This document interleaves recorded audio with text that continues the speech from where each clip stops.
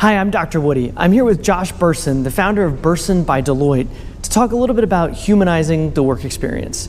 So Josh, first tell me a little bit about yourself. My name is Josh Bersin. I'm an analyst in the areas of HR and leadership and, talent management and all those kinds of things. I've been doing this for about 20 years.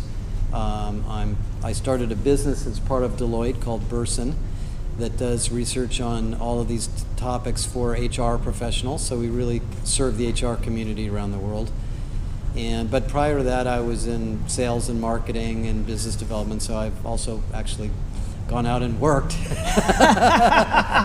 Besides being an analyst, as you say, yes, right? Exactly. Rather smugly when you said analyst. I know something that you've talked about is this idea of hands-on management, right? And engaging individuals.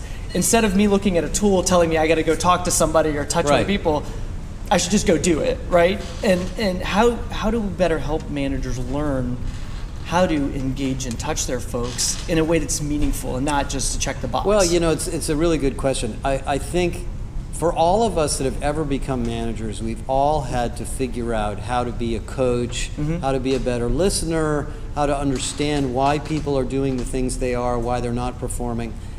And if you're a younger professional and you grew up with technology and you're addicted to technology, you're going to have to realize that the human side of your job might be more important than the technology side.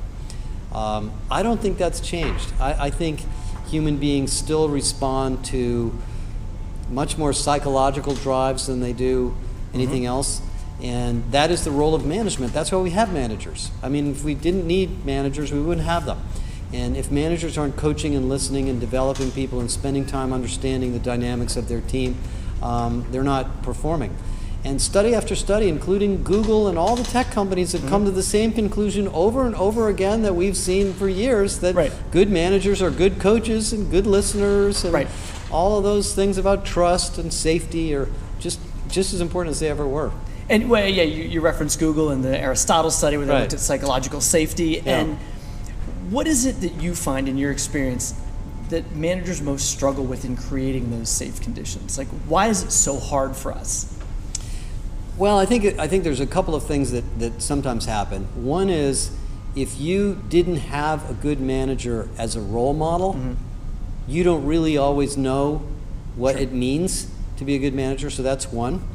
The second is, if the company has a reward system that is based on your numbers, your performance, your output, you're not going to think so much about you may not think so much about the empowerment and development of your people. You might think more about the production and the output. And so you might sort of tighten down the screws and tend to be a tougher manager. That happens all the time in a lot of industries. Great leaders, even in a company like that, understand that the development of people is still the best thing to do because it still helps you hit your numbers. But that's the second problem. And the third is role models from above. It always comes down from the top. If the senior leadership is behaving in a punitive way or not a developmental way, everybody mimics that, and that just gets cascaded down the organization. So senior leaders have to not just say these things, but do them and act accordingly. And I've been in a lot of HR meetings and for many, many years where the conversation is, do we promote somebody who hits their numbers, or do we promote somebody who is a developer of people and hits their numbers?